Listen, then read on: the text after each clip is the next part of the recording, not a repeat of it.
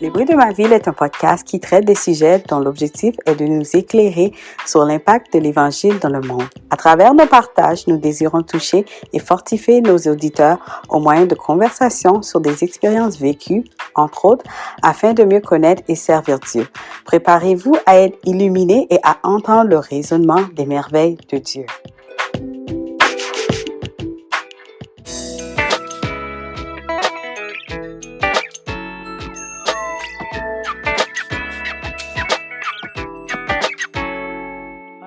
Bonjour à tous, je suis très contente d'être là avec vous. Aujourd'hui, j'aimerais vous souhaiter une très bonne année. 2023 est enfin ici et je remercie le Seigneur pour cette année. Donc, content d'être là avec vous et puis j'aimerais vous dire merci pour le temps qu'on a pu passer ensemble en 2022. Le 9 janvier 2023, on a pu célébrer les 1 an des bruits de ma ville. Donc, je remercie encore le Seigneur pour ce privilège, pour tous les invités qui ont passé au podcast. Il y a eu des beaux témoignages. On a pu découvrir les merveilles de Dieu au travers de chaque témoignage. Et puis, je sais que pour cette année, Dieu nous réserve des belles surprises. Donc aujourd'hui, je suis contente d'être là avec vous et puis je suis en très bonne compagnie. Euh, je suis avec une femme qui aime louer le Seigneur, une femme Mhm. qui aime chanter, qui aime écrire et qui aime louer son Dieu. Elle a tout récemment, en 2022, sorti Dans ta présence et cette année, La Majesté. Et puis, tout récemment encore, elle a sorti un livre qui s'intitule Se relever après la perte d'un parent. Donc, aujourd'hui, je vais être accompagnée d'Olivia. Salut Olivia, comment ça va? Bonjour, Suela, ça va bien, merci. Et toi? Oui, oui, ça va très bien, merci. Donc, merci d'être venue au bruit de ma vie, d'avoir accepté l'invitation. On a hâte de parler de tes singles, mais aussi de ce livre que je sais qui va toucher plusieurs personnes parce Ouais. que au travers de même COVID, on va dire, des dernières années, plusieurs Mhm. personnes ont perdu des êtres chers. Oui, Donc, tu pourras nous parler de ton témoignage et nous laisser savoir comment Dieu t'a aidé au travers de tout ça. Donc, absolument. pour commencer, j'aimerais que tu nous parles un peu de toi, de ton parcours et vraiment de ton adolescence et Mhm. nous laisser savoir, est-ce que tu es né dans une famille chrétienne? Bon, alors, donc je m'appelle Olivia Ouedraogo et je suis originaire du Burkina Faso. Le Burkina Faso en Afrique de l'Ouest. Beaucoup de gens ne connaissent pas le Burkina Faso, mais dans la définition, quand je dis toujours que c'est proche de la Côte d'Ivoire, les gens font toujours Ah! Alors, si vous connaissez la Côte d'Ivoire, ben, vous connaissez le Burkina Faso parce que il y a beaucoup de Burkinabés en Côte d'Ivoire et on retrouve beaucoup d'Ivoiriens aussi au Burkina. Alors, c'est ça. Donc, mon enfance et mon adolescence se sont passées au Burkina. Je suis née là-bas. J'ai grandi là-bas avec la famille, les amis, l'église aussi. Une enfance quand même douce, je dirais. Adolescence douce aussi parce que j'étais quelqu'un quand même d'assez tranquille. Et donc, voilà.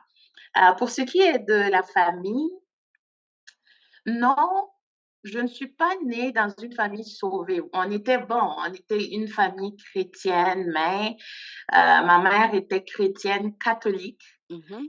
et mon père, lui, était né de nouveau, mais rétrograde. Si on peut Donc, dire ça comme ça. c'était vraiment un combo clopi-clopin. Mhm. Et puis, donc, c'est ça. Donc, je peux dire chrétienne, mais vraiment sauvée de nouveau, non, pas à cette époque-là. À cette époque. Alors, ouais. c'est ça. Mais comme tu as dit, quand même, tes parents, ils avaient quand même la base, si on peut dire Oui, ça comme ça. oui, Donc, oui. dans la famille, on peut dire à la maison, il y avait certaines valeurs. Mhm, mhm. C'est ça. Il y Et avait puis, certaines valeurs, mais je te dirais que le changement est vraiment venu quand chacun d'entre nous, euh, chacun à notre tour, on a vraiment rencontré Christ. OK. Et pour toi, Ouais. est-ce que c'était quand tu étais, on va dire, à l'âge de l'adolescence au pays ou est-ce que c'est en grandissant, devenant adulte? C'était quand j'étais adolescente au Mmh. pays. Oui, à l'âge de 13, 14 ans. Tu sais, ma grand-mère aussi était catholique et puis j'allais des fois avec elle à l'église. Donc, je m'intéressais déjà très jeune. J'aimais beaucoup Dieu. Ça m'intriguait beaucoup. Donc, je voulais beaucoup apprendre sur ça. Et donc, je passais beaucoup de temps avec ma grand-maman et j'avais aussi commencé à prendre les cours de catéchèse Mmh.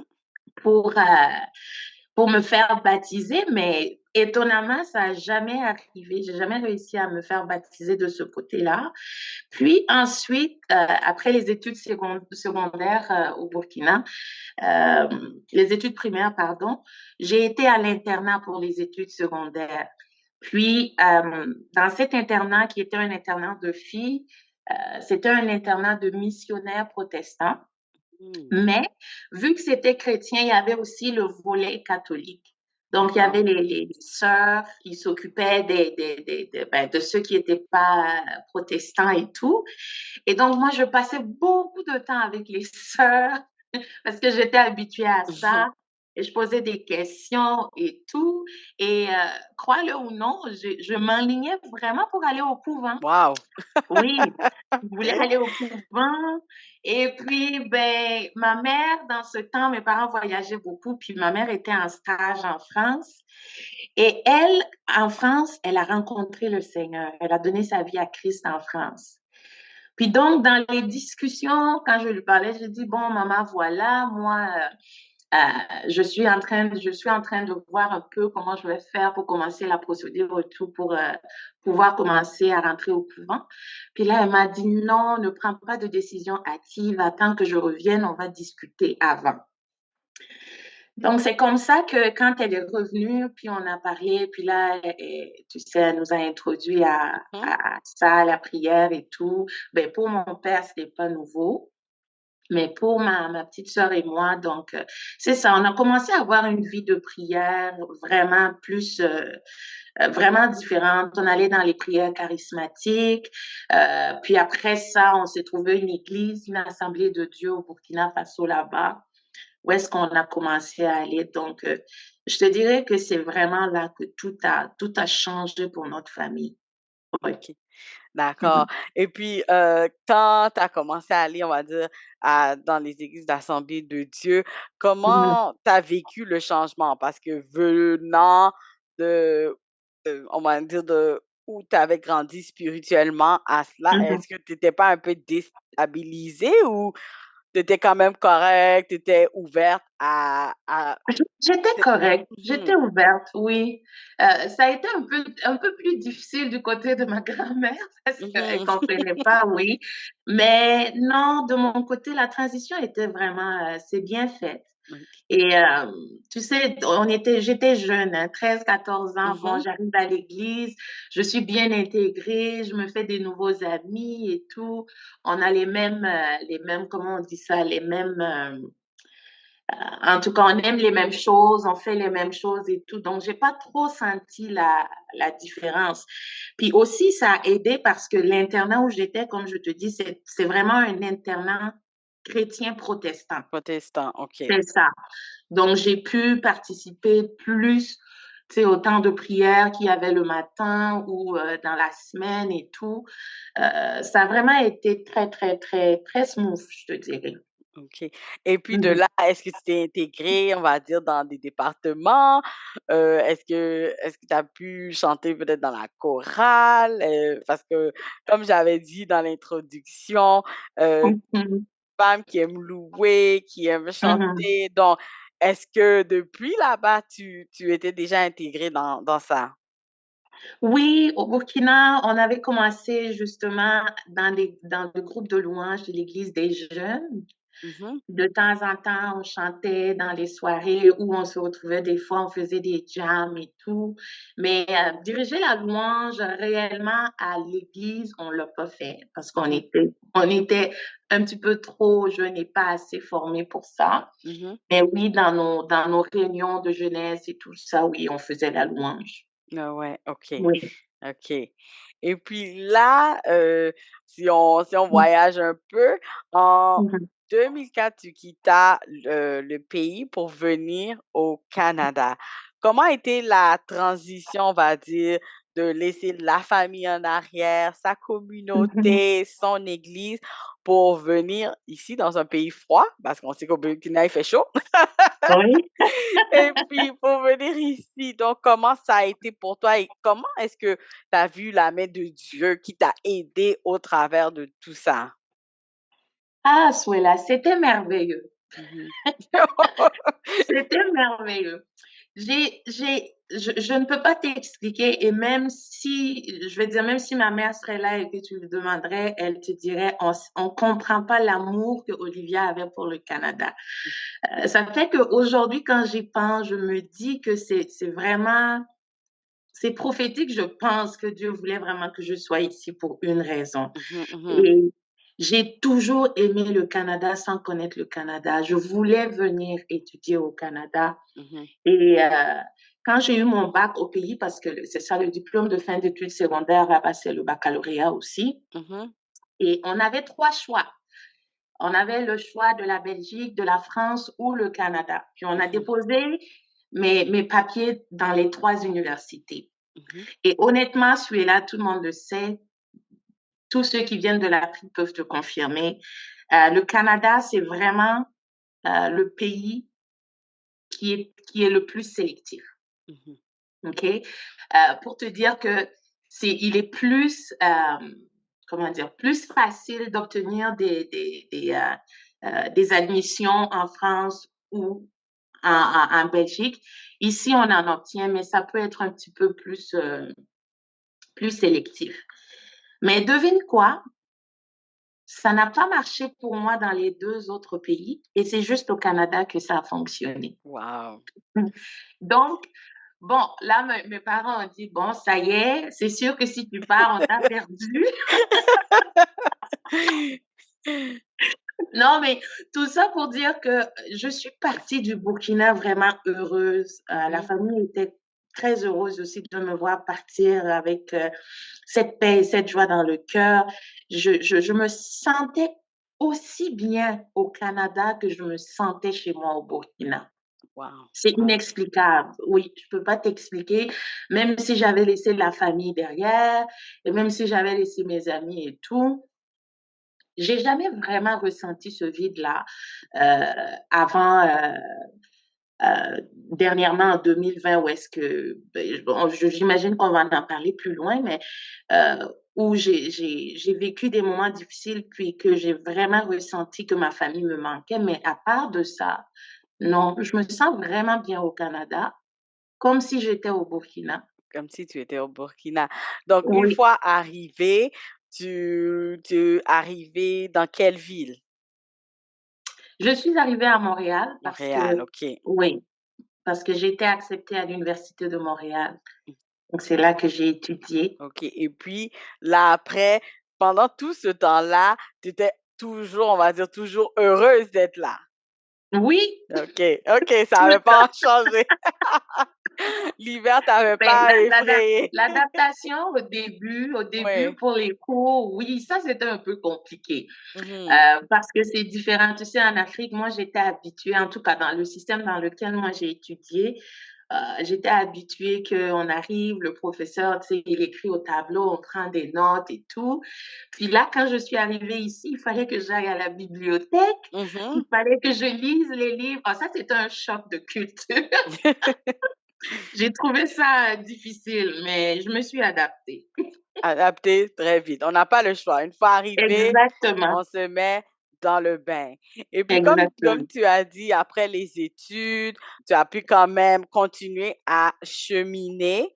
Et Mhm. puis, comme on a dit, il y a eu des hauts, il y a eu des bas. Et pendant tout Oui. ce temps, comment tu as vu la main de Dieu euh, t'aider au travers de tout ça? Est-ce que tu avais quand même des gens que tu connaissais ici, comme des liens de parenté ou peut-être des amis? Hmm, je peux dire avec conviction que Dieu a toujours été là. Dieu est Mhm, fidèle, on le sait tous, il est toujours présent, il prend soin de nous. Non, je n'ai pas de famille au Canada. Ma petite sœur a étudié ici pendant un moment, puis elle est retournée au Burkina Faso parce que son mari est là-bas. mhm, Et moi, je suis restée ici. Ma mère visitait souvent, mais là, depuis le Covid, c'est ça, on n'a pas réussi ils n'ont pas réussi à revenir me visiter. Moi non plus, j'ai pas pu rentrer. mhm. Mais oui, je te dirais que Dieu a toujours placé des personnes stratégiques sur mon chemin.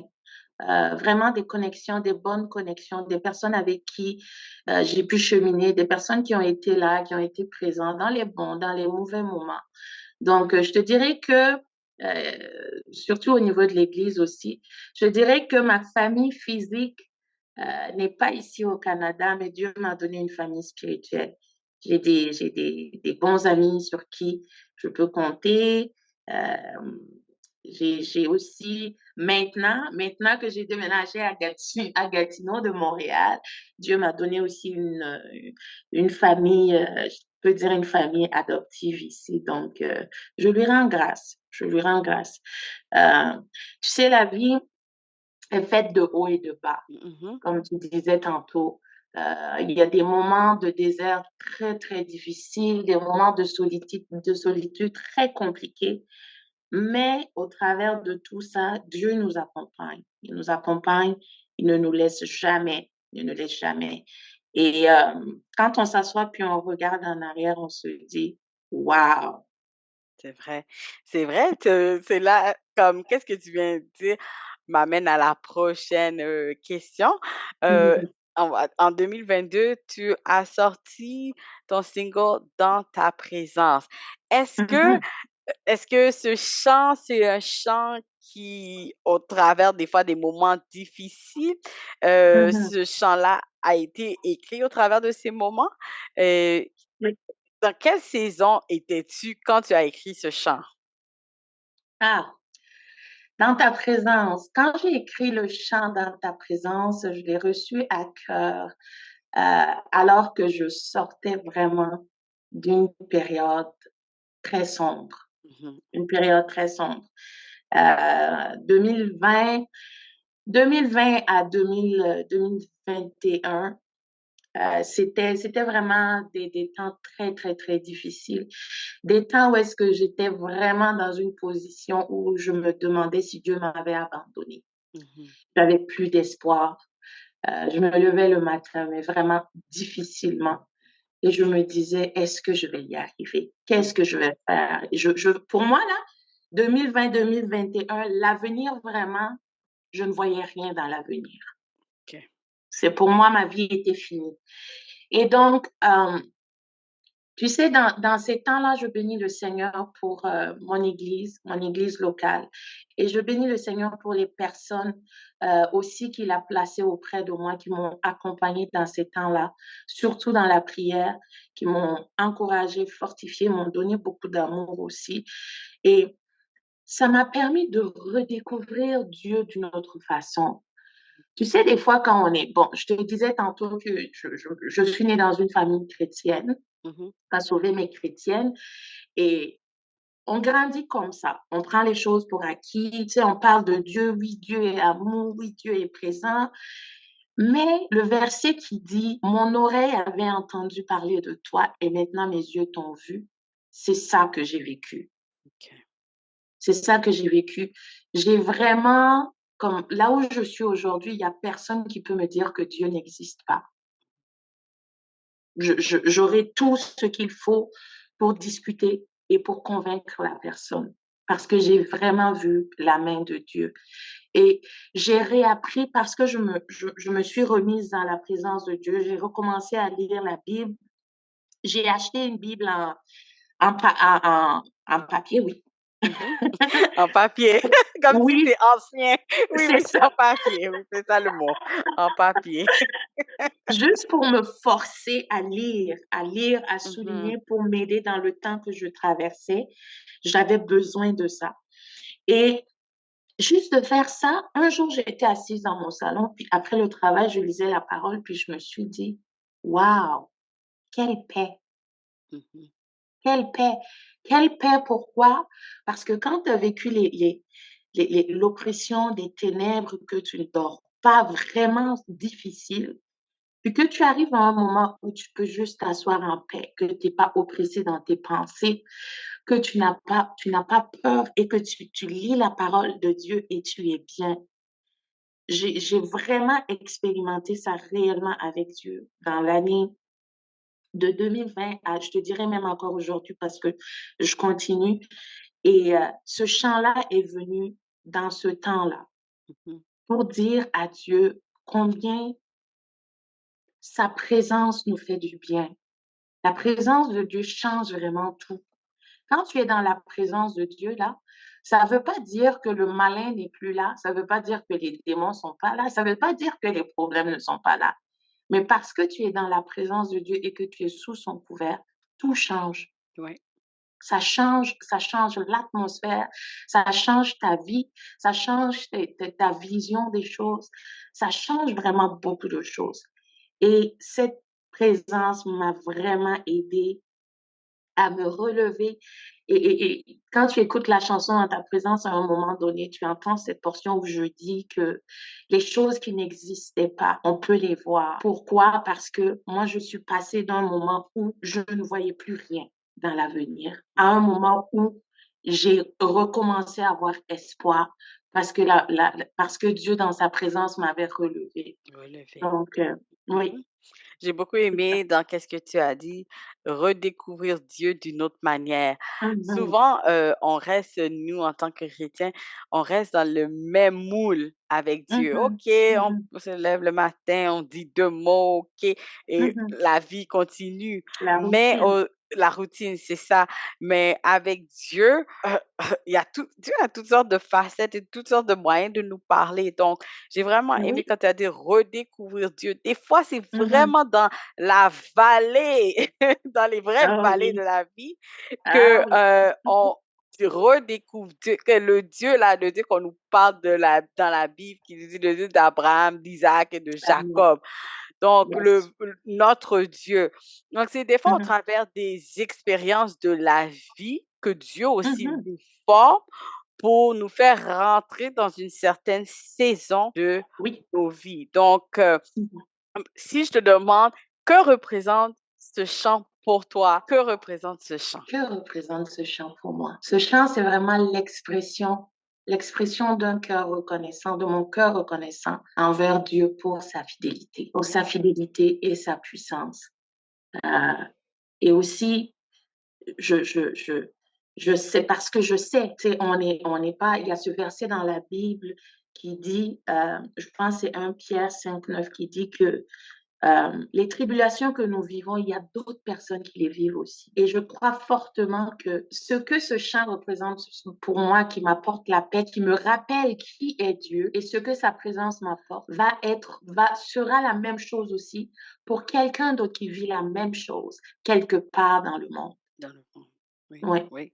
Comme tu dis, c'est vrai que parfois, on pense que nous-mêmes, on est seuls dans nos situations, c'est pendant ça. que nous sommes, je pense, 8 milliards de personnes sur la Terre. Et dans chaque Mhm. pays, il y a une personne qui vit peut-être la même chose que nous. Oui, Mais des oui. fois, tellement qu'on est dans notre situation, c'est comme si on était seul au monde, Mhm, jusqu'à mhm, temps qu'on arrive vraiment à voir la main de Dieu agir. mhm, Donc, le 16 décembre, tu as aussi, dévoilé ton nouveau chant, La Majesté. Parle-nous de ce chant. mhm. Ah, la majesté. La majesté parle de la grandeur de l'Éternel, de comment il est fort et puissant et comment on va le louer pour l'éternité. Pourquoi? Parce il est juste merveilleux et il est grand. Et ce chant, euh, tu sais, quand je l'ai composé, je repensais, c'était pendant un moment, un temps de louange personnelle, méditation personnelle. Et puis, j'étais en train de louer Dieu et je repensais à tout mon cheminement jusqu'au jour où j'étais ce jour-là. Et puis, je me disais, Dieu est vraiment puissant. Il est vraiment puissant au-dessus de nos ennemis. Il n'y a Il personne qui peut enlever cette. Si je pouvais faire un dessin celui-là, je ferais le dessin pour que les gens comprennent.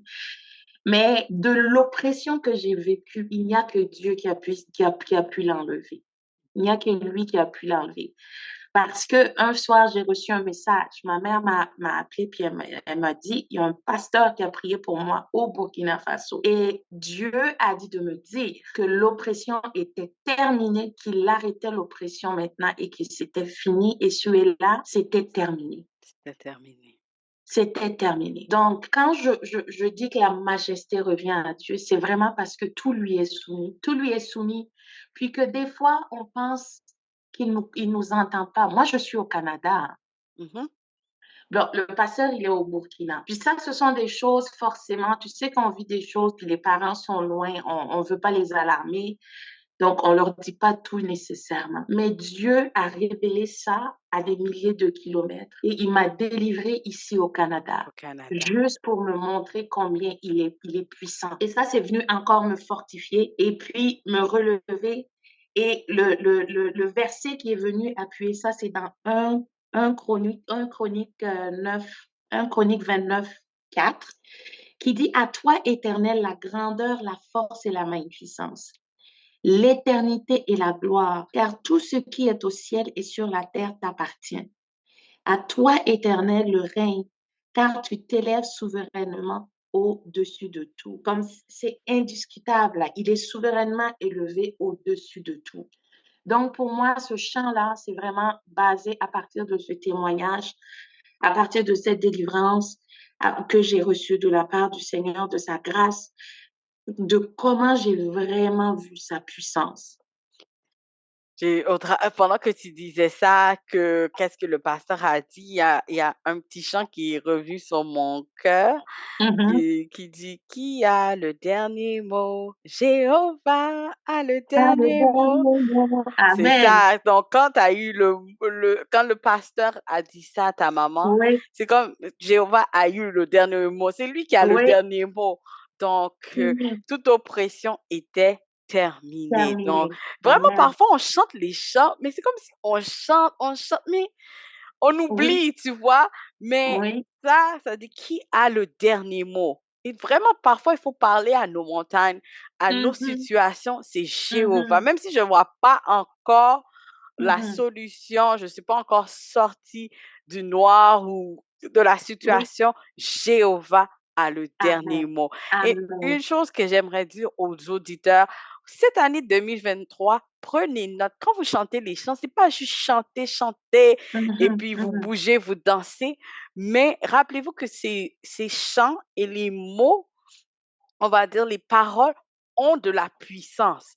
Donc, quand vous passez par Amen. des situations, Mhm. déclarez à vos problèmes, même si c'est la maladie, vos problèmes Mhm. financiers, etc., que vous avez un Dieu qui a le dernier mot. Donc, Amen. c'est ça. Et est-ce qu'il y avait un moment marquant qui s'est passé en écrivant ou en enregistrant le chant? Avant qu'il sorte, qui t'a marqué ou une petite anecdote que tu aimerais nous dire? Dans l'enregistrement de ce chant, Oui. euh, bon, je te dirais que en tout cas, c'était différent. C'était Mhm. différent parce que c'est un chant euh, que j'ai composé. Vraiment, c'est comme si j'avais composé dans ta présence quand j'étais en train de sortir de la période sombre. Puis là, celui-là, c'était dans la lumière. Donc, l'atmosphère était différente. Euh, L'atmosphère était différente et c'était vraiment dans une attitude de reconnaissance. Les personnes qui ont travaillé sur le projet étaient eux aussi bénis. Plusieurs m'ont dit que ça les avait fortifiés et fait du bien. Donc, je te dirais que pour moi, c'est vraiment ça le plus important. Que je veux vraiment que les chants que Dieu me donne, que je compose au travers des différentes saisons de ma vie, que les gens puissent s'identifier à cela. C'est ça, exactement. Oui. Ça veut dire que quand Mhm. on fait les choses, c'est vraiment pour témoigner, Oui, comment dire, évangéliser de notre propre manière les bienfaits oui. de Dieu. C'est pour ça on est là, hein, C'est ça, c'est pour témoigner exactement. au travers de ce par quoi ce à quoi il nous appelle. Donc, il faut vraiment que comment je peux dire ça? Il faut vraiment que ce que nous faisons soit vraiment imprégné de Christ et du message il veut que nous puissions apporter. On peut pas, on appartient à Christ et notre message est différent. On peut pas apporter, on peut pas apporter le même message que les personnes qui sont pas à Christ. C'est ça, exactement. Mhm. Donc, pour continuer, pour dire Mhm. que l'année vient de commencer et Mhm. tu as sorti un e-book, donc un livre en ligne intitulé Mhm. Se relever après la perte d'un parent. Donc, Oui. le titre, je dirais, est très fort parce que on a quand même le mot se relever. Ça veut dire que quand on perd quelqu'un, il y a un moment de deuil, il y a un moment de Oui. tristesse, mais c'est sûr qu'après un certain temps, ben, la vie recommence. On n'a pas le choix de se relever. Et comme je Mhm. disais au début, ben, plusieurs personnes ont perdu un être cher, un parent. Parfois, quand on dit Oui. parent, des fois, c'est même pas euh, un, un père ou une mère biologique, Mhm. parce qu'il y a Mhm. des gens qui n'ont pas grandi avec leurs parents biologiques, mais qui ont peut-être Mhm. eu une tante ou un oncle qui représentait, on va dire, la figure paternelle ou maternelle. Donc, Mhm. se relever après la perte d'un parent, où est venue l'idée de ce livre et est-ce que tu peux nous parler un peu de ça? Oui, absolument. Euh, ce livre, dans ce livre, je parle un peu de mon parcours, comme tu viens de dire, la période de deuil que j'ai vécue après la perte de mon papa. J'avais un lien assez fort avec mon papa. Je te dirais aujourd'hui, si je suis ici, là, c'est parce que mon père s'est battu pour que je sois là. Mhm. Parce que à l'époque, tu sais, quand vous n'êtes pas marié et que vous faites les enfants hors mariage, ça peut amener comment on dit ça, de remous au sein de la famille. Donc, mon père s'est battu. Il a dû même partir avec ma mère, changer de pays avec ma mère et tout ça pour que je vienne au monde. Puis là, aujourd'hui, bien sûr, avec toute la famille, on s'aime et tout. Mais pour te dire que j'avais beaucoup d'admiration pour mon papa par rapport à ça. Et c'était une personne vraiment, pas parce que c'était mon père, mais une personne généreuse, une personne de bon cœur pour son prochain et sa famille, un bon papa pourvoyeur et tout. En tout cas, je pourrais t'en parler longtemps, mais euh, j'ai revu mon papa physiquement en 2008. Mhm. 2008, puis après ça, on s'est plus revu physiquement. On se parlait juste au téléphone, puis on se disait qu'il viendrait visiter et tout, mais Dieu en a décidé autrement. Donc, pour revenir à l'histoire, alors il y a tout ça. Je voulais juste donner un background pour Oui. expliquer pourquoi ça m'a autant affecté. Et c'est ça, mon père est décédé en 2014. Mhm. 2014, donc le décès arrive et puis bon, moi je suis l'aînée de la famille. Nous sommes juste deux filles et ma maman. Et donc, automatiquement, je me dis, bon, là, il faut que je sois forte pour que, surtout pour soutenir ma maman et ma soeur et tout. Il faut pas que je montre à l'extérieur que, tu sais, que moi aussi, je vis mes émotions. Mhm. Donc, j'ai enfoui ça au fond de moi. Et puis, comme ça, pendant des années, ça a duré 7 ans. Wow. Alors que normalement, ils disent que la perte d'un parent, le deuil, ça peut aller jusqu'à 1 an et demi, maximum 3 ans. Mais moi, c'était vraiment, vraiment dans la phase de tristesse. C'était très pénible, très dur. Je pouvais même pas regarder une photo de mon papa, tu t'imagines? Ouais. Euh, ouais, c'était très douloureux, très difficile. Je comprenais pas pourquoi Dieu est venu le chercher alors qu'il était si bon. Puis j'avais de la peine pour lui parce qu'il s'est tellement sacrifié pour nous, mais il n'a pas profité du fruit Mhm. de ce sacrifice en tout cas. Tu sais, quand tu es dans la peine et dans la douleur, il y a tellement de choses les émotions, hein, il y a beaucoup d'émotions et puis tellement de pensées qui te viennent en tête. Et ça a duré pendant 7 ans. 7 ans où j'étais dans la tristesse, où vraiment je murmurais beaucoup au-dedans de moi, je comprenais pas. Puis là, ben, tu sais, à un moment donné, ça commence à se ressentir sur le corps. Tu commences à avoir des maladies comme des palpitations et tout ça, là. Je suis passée par tout ça. Et jusqu'à temps justement que je passe par la saison sombre que j'ai traversée en 2020. Mais ça, c'était la cerise sur le gâteau, en fait. Parce que pendant toutes ces années, j'ai refoulé mes émotions, tu vois, je les ai refoulées, je les ai entassées, je les ai entassées, je les ai entassées. Puis aussi, tu sais, je pense à ma mère, tu penses à la famille, tu te dis, bon, comment on va faire? On sait que Dieu est là, mais ça change. La dynamique, c'est ça. Oui, ça change complètement la dynamique. Ça change complètement la dynamique, l'absence d'un père qui était le pourvoyeur principal de la famille. Et puis, en tout cas, donc 2020, je tombe et tout, dans cette période difficile-là. Et tout ça, ça commence à remonter, ça commence à remonter. Et je suis passée par la thérapie. Plusieurs le savent parce que j'ai témoigné un peu sur ça. Mais quand j'ai été à la thérapie, je pensais même pas à ce volet-là, celui-là. Mhm. Oui, c'était pas dans mon. Pour moi, j'allais à la thérapie parce que je passais des moments difficiles de la situation que j'avais vécue en 2020. Mais rendu là, Dieu a vraiment mis le doigt dessus. Et je me suis rendu compte que j'avais vraiment, vraiment été blessée. J'avais vraiment, vraiment beaucoup de peine. Mhm. Et en tout cas, ça m'a aidé à me libérer. Ça m'a aidé à comprendre aussi que euh, tu sais, Dieu est là malgré tout. Et je peux encore une fois le témoigner parce que pendant toutes ces 7 années-là, même si c'était difficile dans mon corps humain, dans mes pensées humaines et pour la famille, on n'a jamais manqué de rien. Mm. On Oui. n'a jamais manqué de rien. Dieu a toujours été présent, il a toujours pourvu, il a toujours pris soin de nous.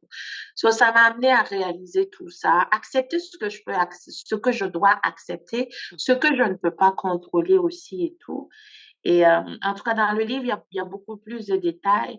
Mais, et j'avais pas prévu d'écrire ce livre non plus, mais à un moment donné, j'ai juste ressenti fort dans mon cœur qu'il fallait que je le partage.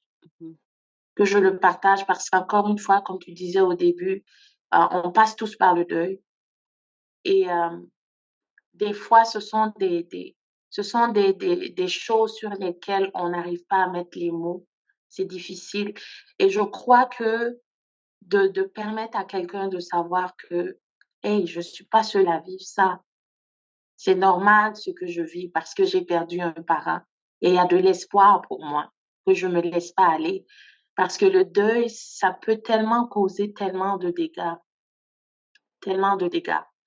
Moi, je bénis le Seigneur qui m'a permis de me relever, mais je sais que il y en a qui perdent complètement l'espoir, il y en a qui sont complètement au bas de l'échelle. Et c'est très difficile. C'est très difficile de se C'est très relever. difficile humainement, oui, de se Mhm. relever. Et si on ne peut pas le faire tout seul, les gens ne peuvent pas le faire pour nous, on doit inviter Dieu dans le processus. Wow. Et le Saint-Esprit nous aide à passer au travers. J'ai aussi, un point que tu as mentionné, qu'on doit inviter Dieu à nous Mhm, aider au travers de ce processus. Donc, mhm, j'ai vraiment, aimé que cette partie-là parce que parfois, on passe par une situation, c'est vrai qu'on mhm. a les gens aux alentours, mais les gens humainement ne peuvent pas recoudre notre cœur, Non. l'endroit qui Mhm, a été brisé.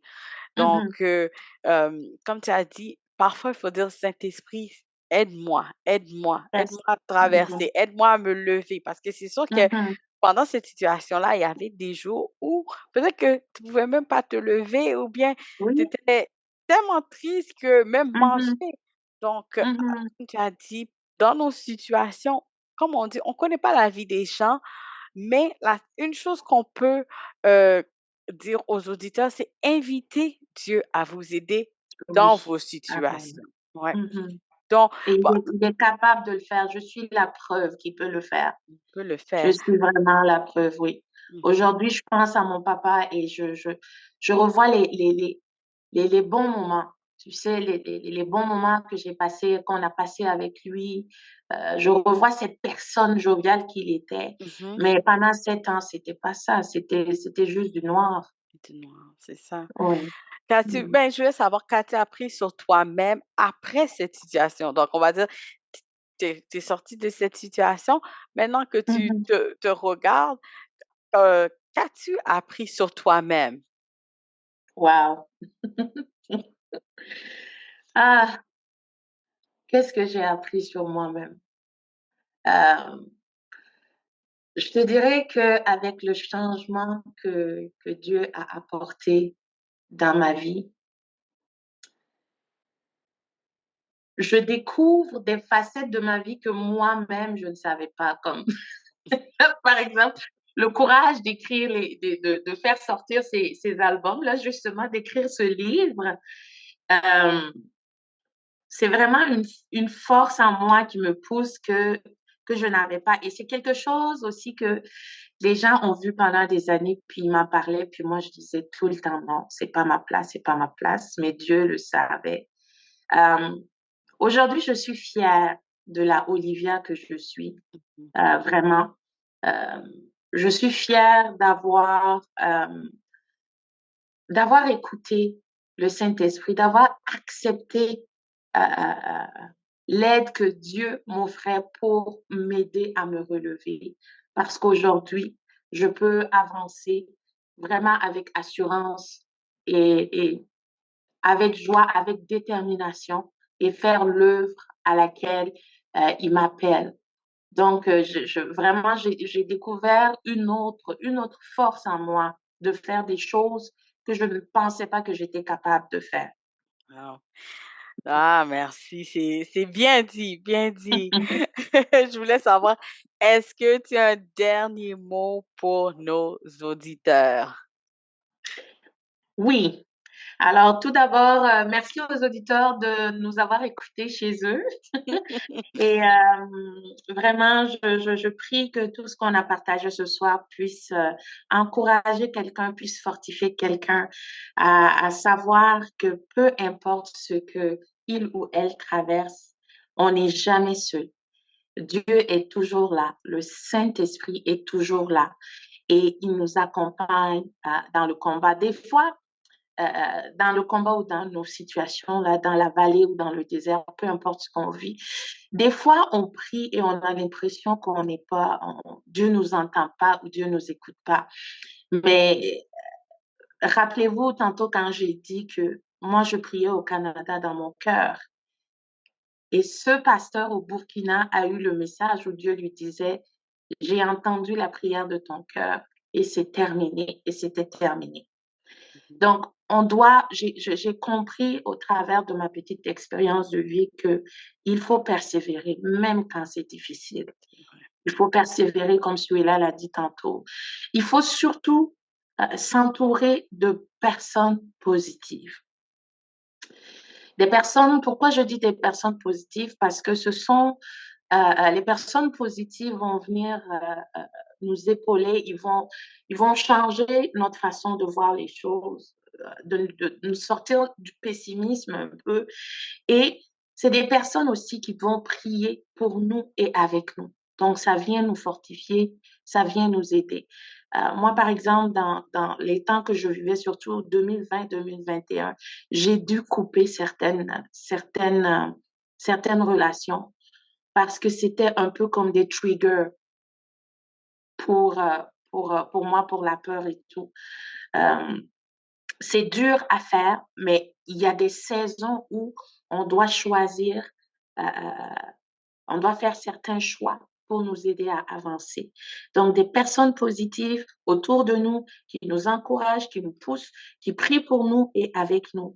Et aussi, avoir des temps personnels avec Dieu, du temps personnel avec Dieu, où est-ce qu'on peut parler à Dieu, où est-ce qu'on peut prier, où est-ce qu'on peut dire, Seigneur, je suis là, je te fais confiance, je marche avec toi, viens à mon secours.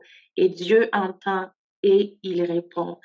Et un de mes versets préférés, tu es là, je pense que tout le monde qui me connaît le sait, c'est 1 Pierre 5:10. Je ne l'ai pas sous les yeux, mais je vais paraphraser un peu. 1 Pierre 5:10 qui dit que après que vous ayez souffert un peu de temps, le Dieu de toute grâce qui vous a appelé vous fortifiera, vous relèvera, vous rendra inébranlable et vous établira. Ce verset, c'est vraiment un verset qui m'a soutenu dans les moments difficiles. C'est un verset beaucoup, beaucoup chamboulant. Parce que quand tu lis ce verset, tu te dis, ah Seigneur, tu vas le faire demain matin. Mais non, Dieu a son temps pour toutes choses. Et plus on persévère, plus on le voit à l'œuvre. Alors, voici mon mot de la fin. Et je prie vraiment que quelqu'un soit encouragé et fortifié. Amen. Amen. Merci beaucoup, Olivia. Et je vais vous laisser avec le deuxième single de Olivia, La Majesté. Donc, merci à vous et on se revoit bientôt. À la prochaine. Merci, Suela. Merci à toi, Olivia.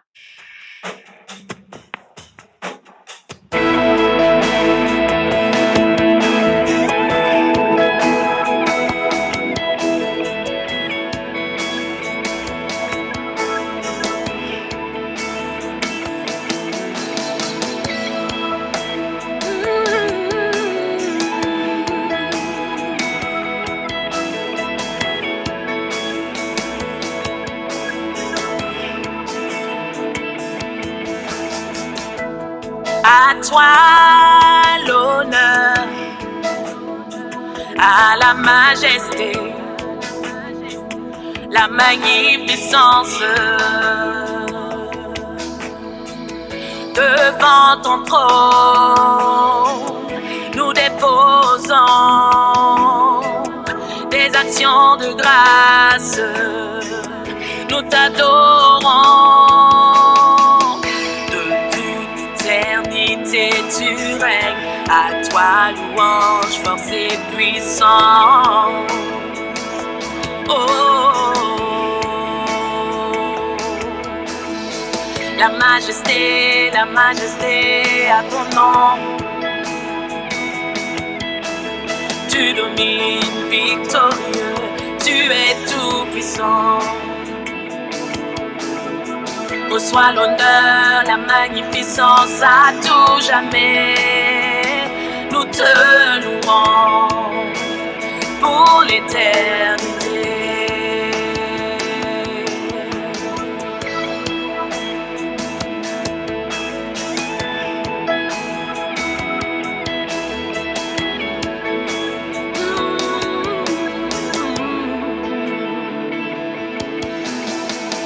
Devant ton trône, nous déposons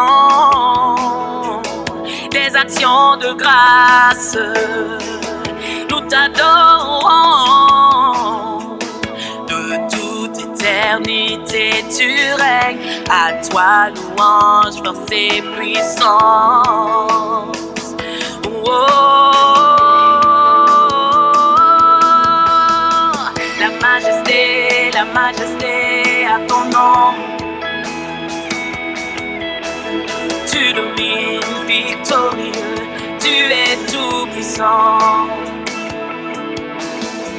Reçois l'honneur, la magnificence à tout jamais. Nous te louons pour l'éternité. La majesté à ton nom. Oh, tu domines victorieux, tu es tout puissant. Reçois l'honneur, la magnificence à tout jamais. Nous te louons pour l'éternité. Élevé à la droite du Père, souverainement établi, tu es notre ombre à notre main droite. Nos ennemis prennent la fuite.